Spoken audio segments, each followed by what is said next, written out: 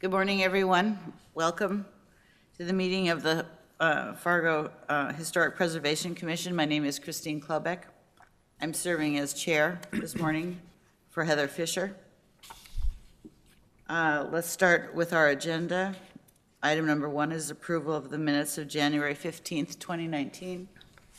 I make a Does motion. everyone have a chance to read them? Make a motion to approve the minutes. Thank you, Matt. It's been moved. Is there a Second. second? It's been seconded. Is there any discussion? All those in favor, say aye. Aye. Those opposed? Thank you. The minutes stand approved.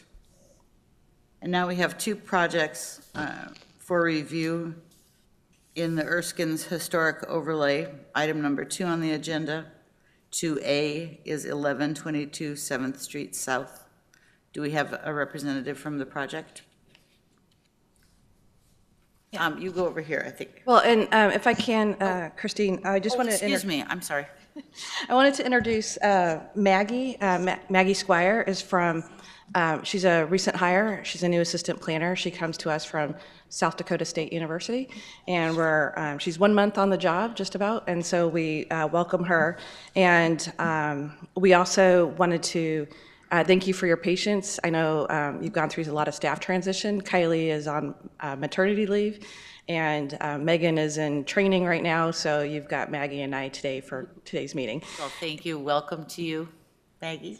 And then, yeah, technically speaking, we would have, the way this room is set up, we would have staff present from here, and we would invite the applicant to speak there. That way we can have like kind of a 3-way dialogue. We have some technical difficulties in terms of our operations, in terms of where we save the file. So today, we'll have the applicant come to this microphone. Okay. And, but future, moving forward, we'll try to get that going. Thank you. And I'll be here for any questions. Thank you. All right, so first up at 1122 7th Street South, the applicant is Brady Johnson, but we have Mark Johnson representing him today. And what they'd like to do is demolish a currently irreparable garage that is unfit for day-to-day use and the construction of a new garage that meets the aesthetics of the home and surrounding neighborhood. This building project will include the construction of a new walkway and back patios that outline the project plans. So, Mark, if you'd like to come.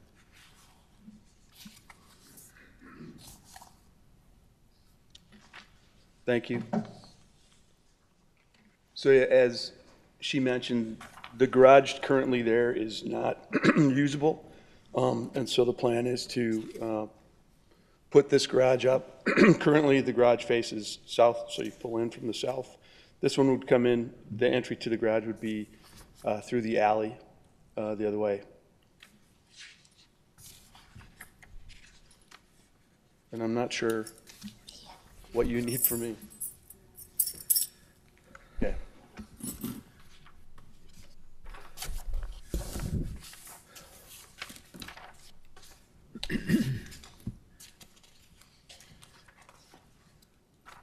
I'm sorry, so you said the proposed entrance would be to the north?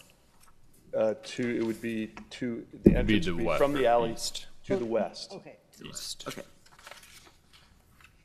Get plans too? Yep, I'm good to go, thank you. Yep. Sorry. I've seen this one before, actually. Okay. So, yeah, the way that Chris Hawley is the architect, the way that the garage shows now, the way the bids are coming in, it sounds like they're not going to have the loft piece of this garage. Excuse me. To you, the height of the overall garage, is it within the required height restriction? I believe it's 15 feet to the midsection of the slope. I believe so, but that'd be, I could call Chris on that. And then you show what seems to be a double door in the rendering. Correct. That's the case? Yes. So in the overlay, it is strongly encouraged to use single one-car doors in that situation. Is there a reason why it would be a two-store or a two-door garage? Oh, I don't know the answer. I think specifically relative to the garage door, I think that only relates to doors that face the street. I may be mistaken I on think that. you're right. But this is actually facing the alley, and I think the double door, or, the single compartment door only applies to something facing the street, but I'm not entirely sure, but I think that's the case here. I think it is too, Nicole. Yeah.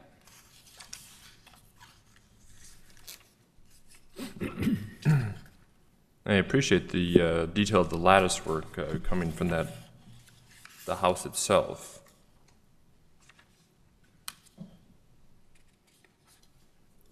Yeah, it ties together with the house really nicely, I think. Chris did a good job on it.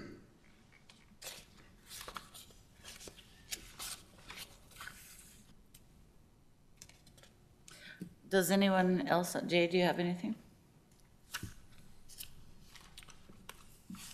There was a comment that the patio is also included in this application.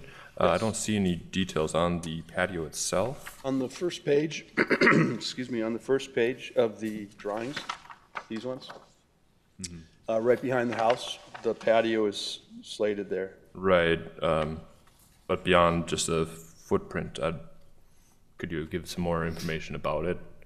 Sure. As far as size, you mean? I mean, we can get that to you. I don't have that. Is it a pad? Is it, It's what just is a- it? Yep, it's just a cement pad right behind the building to tie in with the current sidewalk. Because the existing sidewalk will come out, that's in disrepair as well.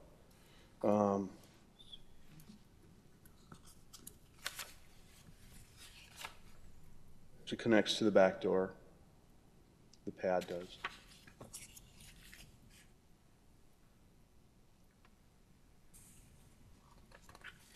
Well, Matt, what do you think? Do you want to wait till we get confirmation of the height of the structure? Technically, no, because that's within the inspections department review, so it wouldn't be in our purview. I would say the design of the new garage is quite well done. I think it's exemplary of, excuse me, of what should happen in historic neighborhoods such as this. My only concern is with the format of the application, really, not with the proposed garage, and that is it's really difficult to understand the change that's being made. Do we have a plan of the footprint of the existing garage, for example? And I notice it's not all that helpful to have black and white photographs, because color is really an important part of the, I see on the screen there are color photographs in the packet. There are not. This commission has run into trouble before by not having really complete information and approving something that looks good, and then when it's built, it really is an affront to the neighborhood. And so I would just ask that we have complete information so we can really be sure that everybody is satisfied with the And decision. I think specifically, the drawings, images that are presented are without context in terms of the neighborhood, the abutting, adjoining properties. And that's something this commission has addressed several times, and we continue to get images such as these, which appear to exist in a vacuum with respect to the context of the neighborhood. Okay, so what can I bring back, or Brady bring back to help with that? I'm not sure what you want from that. I mean, I Well, understand. I just said that the contextual drawings that have been submitted without context are hard for us to see the impact of the proposed change on the existing neighborhood. Can I be any more clear than that? I'm not an architect, and I'm sorry, I don't. So do you want photographs of the neighborhood or drawings of the neighborhood? And Chair, if I may, So I think, part of this is on staff to update our application process and coordinate a little bit more directly with the applicant. And, not unlike a zoning application or a building application where we can update our application forms and bring this issue to light so we can vet that material a little bit more before it gets to your application packet. So we'd be glad to work with the applicant to give him some guidance on that. That's all I'm asking for. Thank you. I guess personally, I'm familiar with the area and I can understand the context. Notably, you guys may not have the exact mental image of it, but I think it's a good addition to the neighborhood, and I think it would be well received by the surrounding neighbors as well. So, Do we have a recommendation from staff? No, we typically haven't provided recommendations in the past, but we'd be glad to recommend approval for this. Great. Then can I ask for a motion from the board? make a motion to approve the submitted application. Welcome, Nathan. I'll second. It's been moved and seconded that the application for the property at 1122 7th Street South in Fargo be approved. Is there any further discussion? There being none, all in favor? Aye. Aye. Those opposed? Congratulations. Thank you very much. Thank you.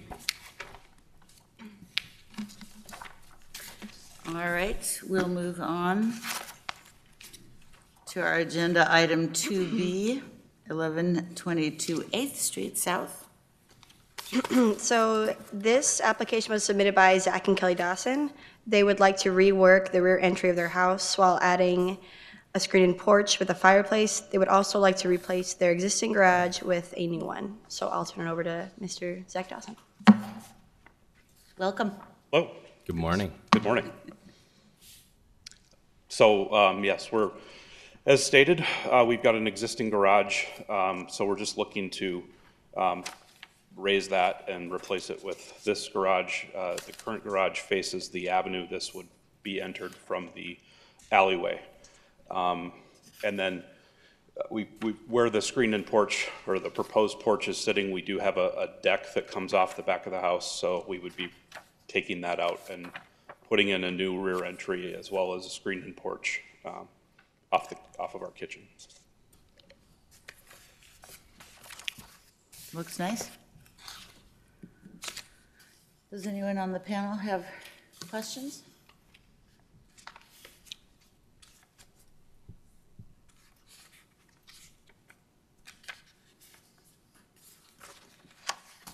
Who prepared the drawings? I'd rather not say. No, Mike, Me, actually. yeah, my brother. We know each other. Yeah. And I sometimes acknowledge that. Yeah, right. Oh, I'm thrilled. Well, once Yeah. again, I think it's a really excellent design. Very, Thoughtful, I think. yes, that's a good word, thoughtful, sensitive to the house. I think the addition to the rear of the house is also really well done and certainly doesn't present any jarring issues that I can see that would be of concern. So I think it's really an excellent project. Once again,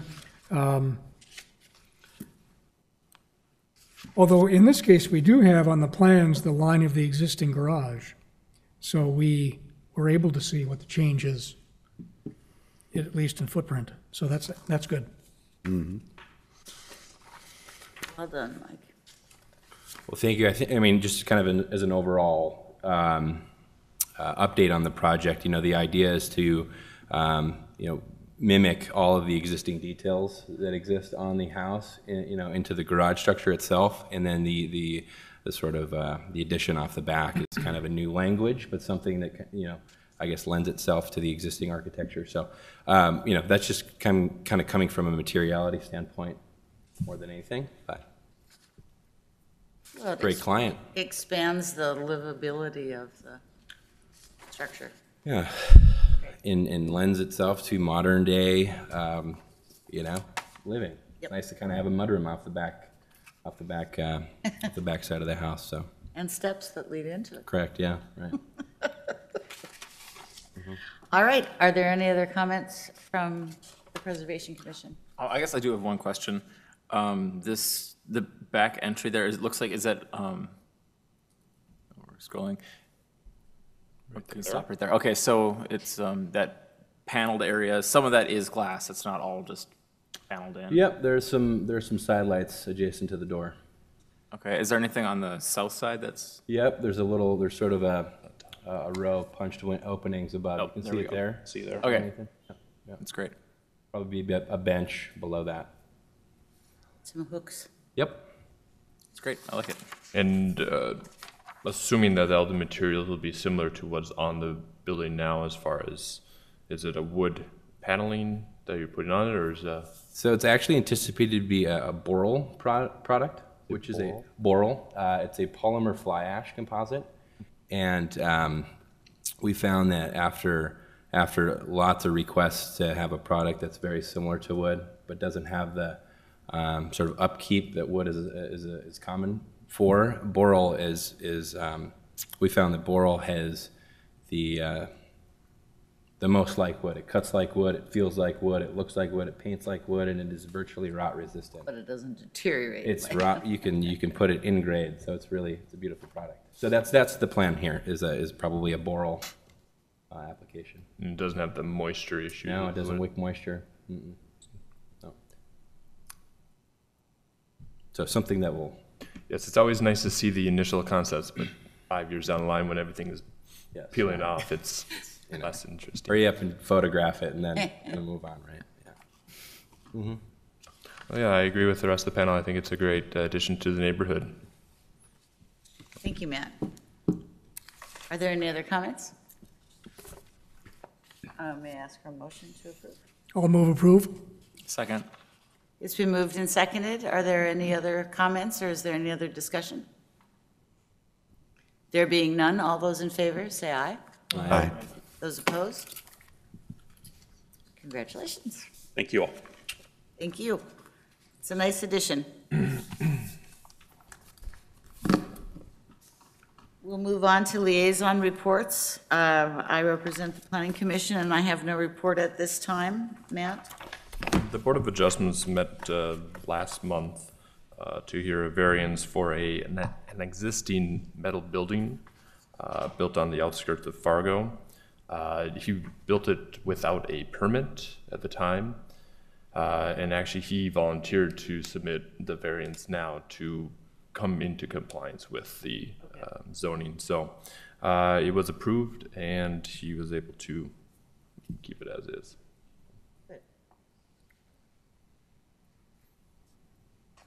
House Moving Board has not met. All right, Paul, thank you. And I see that the Renaissance Zone Authority is still vacant.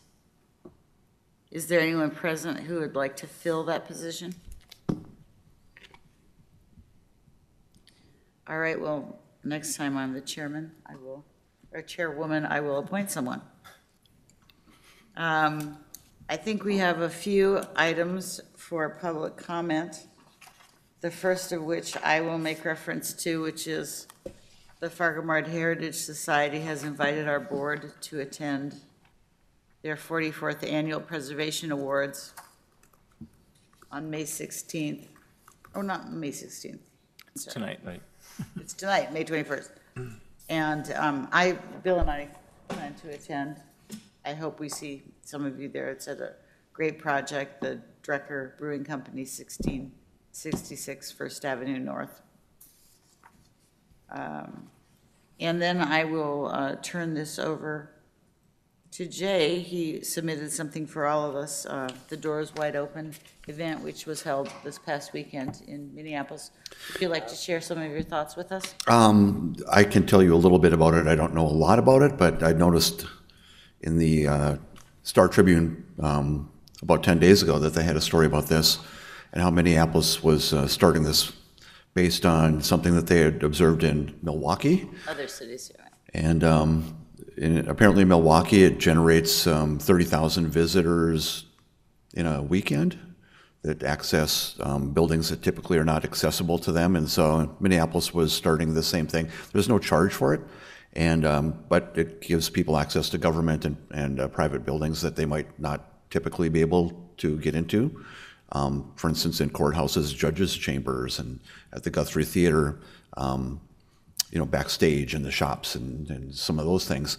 And it's not just an open door. There's actually designated tours, and there's architects that talk about the history of the buildings. And I just find it really interesting. And what I do, I sell commercial real estate, and I focus in downtown Fargo. So one of the first things I do is dig into the history of the building and find out if it was a bicycle shop in 1895 and if they made luggage on the second floor.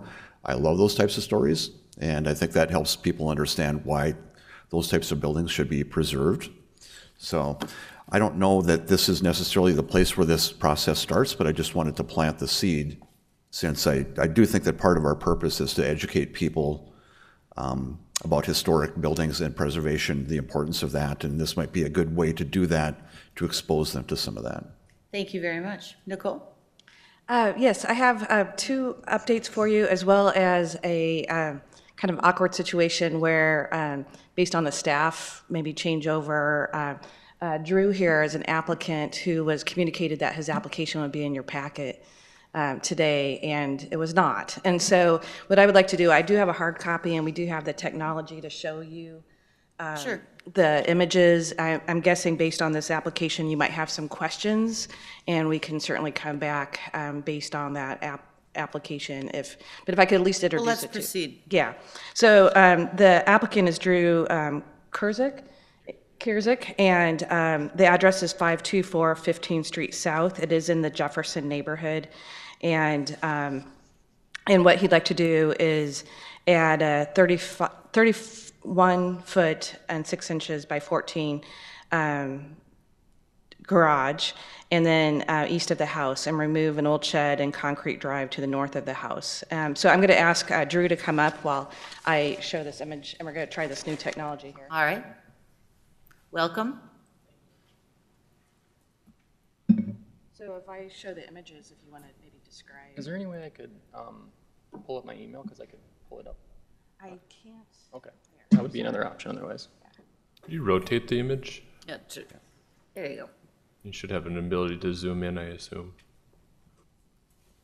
So basically for this, the red is, you can see there's an existing shed in the driveway. I want to remove that, and then that would be the east of the house, add the garage and a new driveway. Because right now that existing shed is actually not big enough to be a garage, and it's also kind of deteriorating, and that concrete is leaning into the house, which is draining into the house, so I want to just remove that and then propose a new driveway coming in on the street to the south. I'm sorry, can I ask what the address is again? 524 15th Street South. Thank you.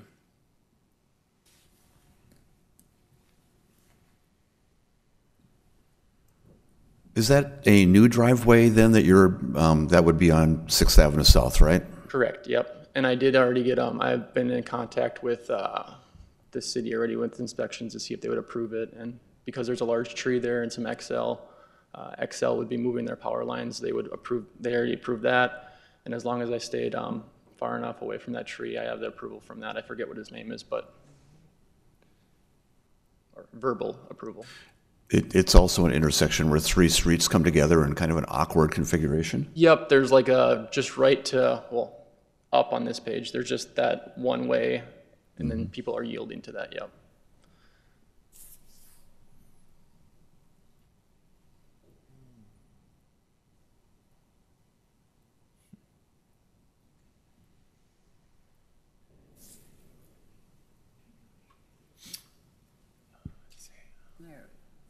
So yeah, you can see on the right side of the page, if you move it over, that's where it's, you can't enter anywhere that way anymore. So that's where that street ends. And basically it would be just squeezing in between that tree. That power line pole would be moved to the east and would be entering, that would be the driveway for the new garage to be be behind the house to have a spot where you could actually fit a full-size garage where you could put a car in it.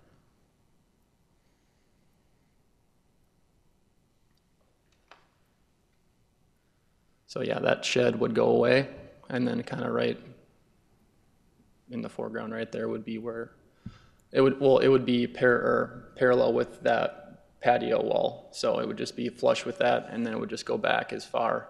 So we're looking down the new driveway here. Yep, exactly. Yep, you'd be kind of, yep. And that's just the front showing the shed that would be removed and the driveway that would go away.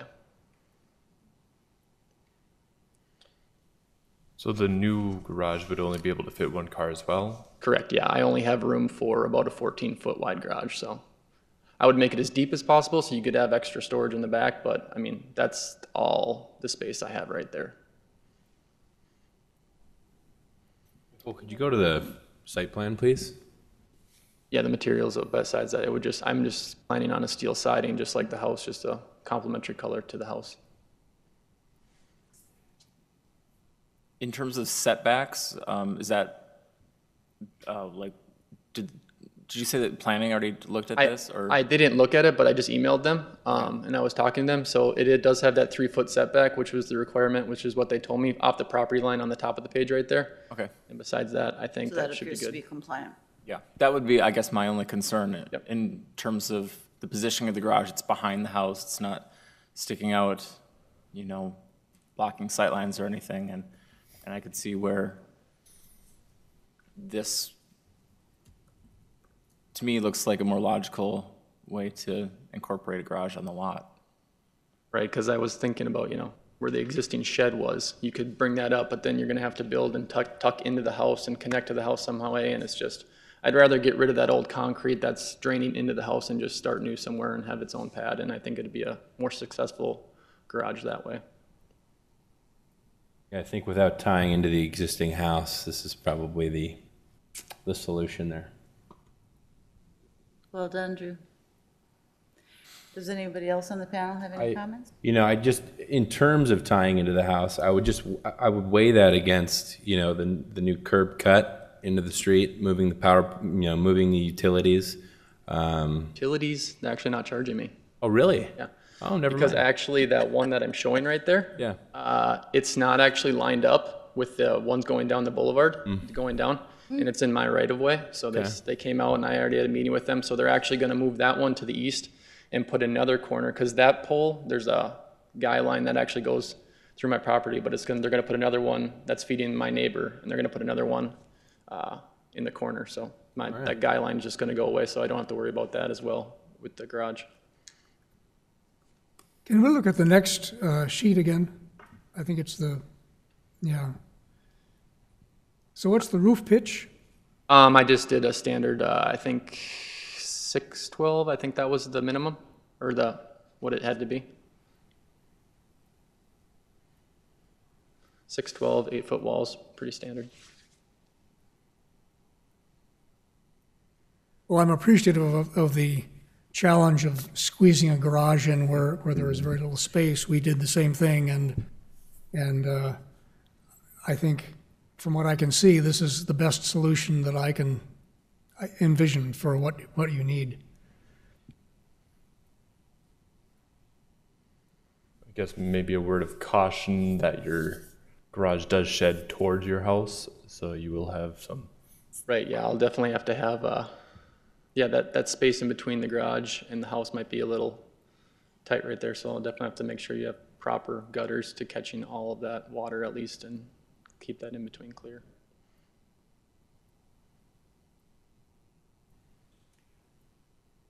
Are there any further comments on this proposal?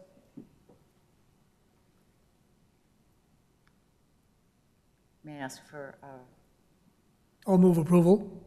it's been moved that we approve this project. Is there a second? Second.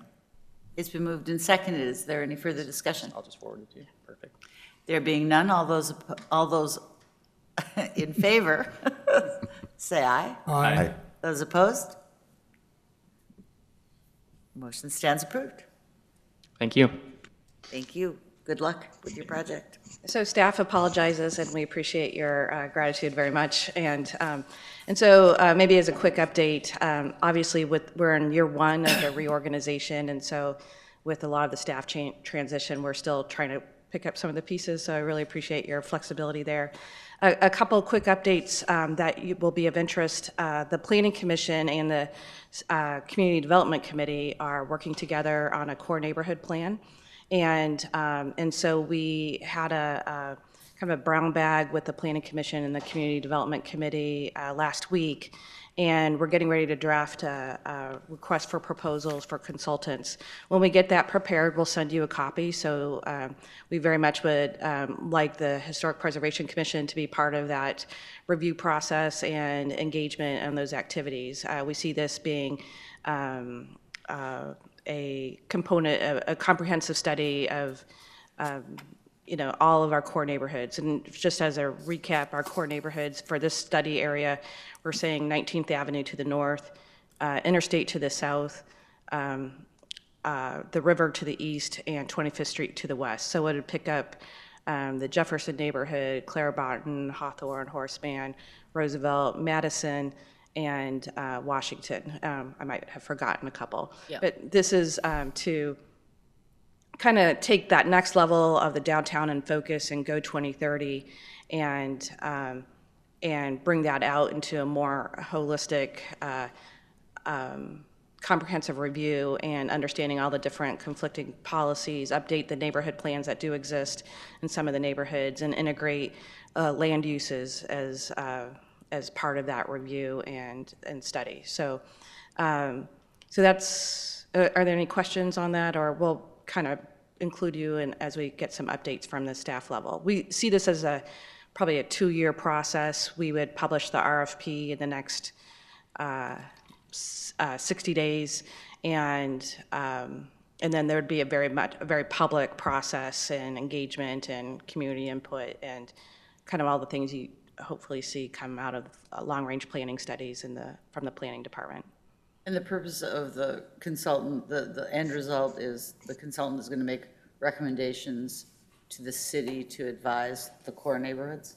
Yeah, and to advise land use decisions in particular, or to kind of, issue one is coming up with a comprehensive vision. So for those that might have been part of the recent case, the Newman Center in the Roosevelt neighborhood, when we get to those complex projects, we have a lot of maybe conflicting priorities, or it could be foreseen as conflicting priorities. So the Planning Commission, City Commission, and the Community Development Committee are asking for better decision-making tools, and then help bring that transparency and predictability to everybody involved. And so, so the goal would be a long-range comprehensive plan that would include, my goal, this would just be Nicole's goal, is a future land use plan. Because there's some areas in our core neighborhoods that are maybe ripe for redevelopment, and so we can guide those pressures there. And there's some areas where, preservation is going to be the highest priority. And so I'm just going to, kind of pick on the Jefferson neighborhood a little bit on, if you look at the 25th Street corridor, there could be some room for improvements there, or some, if we look at the 50-year, 100-year plan along the 25th Street corridor, we might all ask, what does that look like? Whereas in the core of the Jefferson neighborhood, obviously preservation and the University corridor, very volatile. And so we want to protect what we can there. Those are just, again, Nicole's goals, not without doing any public input. But that would be the kind of things we would kind of dig in at a deeper level. Another update I wanted to give you is that we just released a RFP for our land development code. We're calling it a diagnostic. And so it's the step one to updates on the land development code. So the land development code was written in 1998. And as we know, we have, it's kind of geared towards greenfield development. And we would like to see a more integrated flexibility, especially when dealing with variances and things like that. And so Again, we don't know what the output looks like because there's a lot of opinions out there in our community, depending on who you talk to and what needs to happen with the land development code. So the first goal would be to do what we call a diagnostic, bring in a consultant who specializes in this kind of work and compare the current land development code with other policies and procedures in our community, as well as the market and vision, and see, is the land development code getting us, is it the right tool to get us the outcome that we want? So that's really the question of analysis first. Once we determine that the consultant's scope would give us some proposals to consider with a recommendation, and based on that, we would then go into presumably a step 2, which would ensue maybe a rewrite or updates on certain portions or additions of additional zoning districts or whatever that might look like. Probably, again, Nicole talking here, where I would see some integration of form-based code or some analysis at least if form-based code is the right tool for us in certain parts of the city. That's pretty much what most Midwestern bigger cities are doing, is some integration of form-based code with the current Euclidean code. So Sorry, could you define form-based? yeah, form-based would be, so that idea of mixed use, that we're more focused on the form of the building, the shape of the building, the context, than we are the use itself. So I'll use downtown mixed use as an example, or the downtown area. So for instance, if we know we have an historic building, say in downtown mixed use, that we know meets the character, do we really care if they're making, I'm just gonna use a recent, from a few years back, dog ID tags, or which required a special use permit, or a coffee shop, and or a residence. Are we most concerned on the nuisances that are created on maybe demoing that building and building a metal building instead, or something to that degree? So it's less about separating the land uses and protecting at the same time nuisances that could create with industrial next to residential. So we still want to protect those issues, but at the same time, we're more concerned about how does that form and shape affect the context. And so again, that might be appropriate in some parts of the city, it might not be appropriate in other parts of the city. And then there's also other kind of tools out there called incremental density or incremental zoning, where we're adding density a little bit at a time, as opposed to over the next 40 years, as opposed to, full-fledged changes. So there's all these kind of new tools and trends that we want to kind of take into account. And the whole goal, again, would be to develop better tools so we would have more predictability and consistency and not be dependent on PUDs or other types of things related to getting the flexibility that we all know we want at this point in time. So those are the kind of 2 updates that would continue into 2020. And we do have the RFP published for the LDC, and I can send that to you as well, just as a FYI. Thank you. Yeah. Any other questions for Nicole? Thank you. Is there any other business to come before our commission this morning? There being none, please. I'm sorry. I have something I'd just like to talk about. Yep. If I have a few minutes. Go ahead, Mike. So it's just hypothetically here. Let's say an applicant comes in, presents a proposal, and we turn it down, and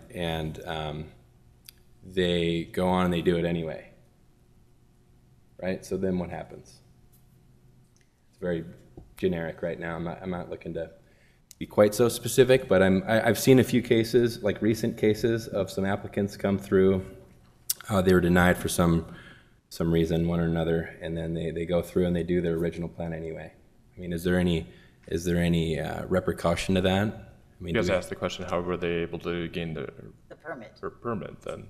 Well, one specifically, to get more specific, was actually midway through construction, and they realized that there was some mix-up. I'm not sure why, but they realized they needed to go through That setback on the garage or something? No, the HPC. And so they submitted their design halfway through construction. We made recommendations to do something that aligned more accurately with the original architecture of the house. They said, okay, disgruntled, certainly, because I'm sure they had material purchased or whatever. And then, come the spring, there it is, the same thing that we rejected. And for reasons that we should have rejected it. But I'm just curious, what happens? You start to think about, So they have other recourses, so they can go and apply for a variance in front of the commission after us. So there are different steps, different levels to take. Whether or not they did that or not, I don't know. But yes, if we deny someone in the application, they are allowed to go and appeal to the city commission. So, okay. We are not an enforcement element. We are a relatively toothless commission. But the idea that is, if the proposed project falls within the historic overlay before a permit can be issued for building, they have to have our approval. If they don't have our approval, it's hard to fathom that they could get a permit without going to the planning commission. Who could then overturn our recommendation? Correct. For some, situation, be it, financial burden to throw away a bunch of purchased material or whatever. Or aesthetic, whatever. Sure. This is a question that I might ask Nicole to address. If somebody ignores our decision and builds the project anyway, what happens? Well, I'd have to do a little research. Staff generally doesn't like to work in hypotheticals, so Right. every unique case is unique, and so we don't know if they received a variance. This is or- not the first time this question has arisen. Yeah, and so, and then maybe as part of, I'm gonna kind of switch topics on you real quick. One of the things that we're trying to do, so staff in our department supports 13 boards and commissions, and not all of them have bylaws or clear missions or authority declarations. And we actually had this question the other day on if it's an existing non-conforming building and they're wanting to do an addition or a change, but it's not significant, do they even need a certificate of appropriation or appropriate? Yeah. And so there's all sorts of nuances of what it means for, because then all of a sudden we start getting into legalities of its compliant, non-compliant or compliant. So there's different pathways based on the compliance or non-compliance. And then there's different pathways if things are grandfathered or not. And so it really starts to get into the legal property rights discussion really quickly. And so that's where I don't really like to talk about hypotheticals and talk more specifically about, and Paul, if you could, what happens if someone builds without your permission? Right, I was gonna say nonetheless. Yeah, nonetheless, ideally they would not be getting a permit if Yeah. they didn't have your certificate of appropriateness, but in certain situations, a certificate of appropriateness might not have been required. So I'll leave you with that thought.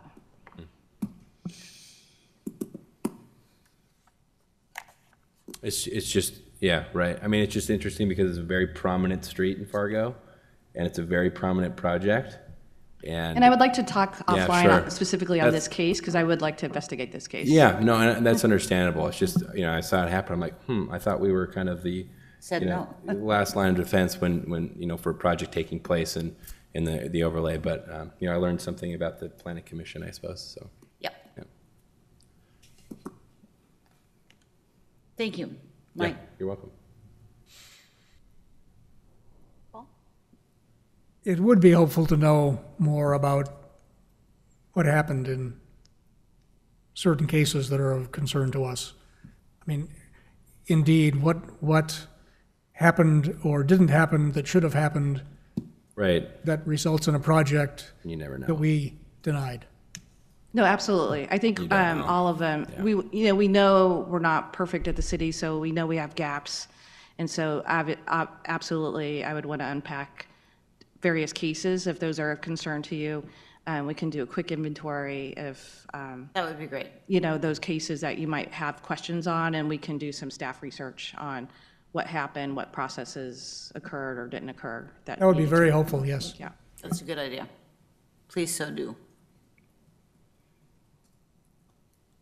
Is there anything else to come before our commission? I draw your attention to the fact that we will next convene on June 18th. And I declare this meeting closed. Thank you.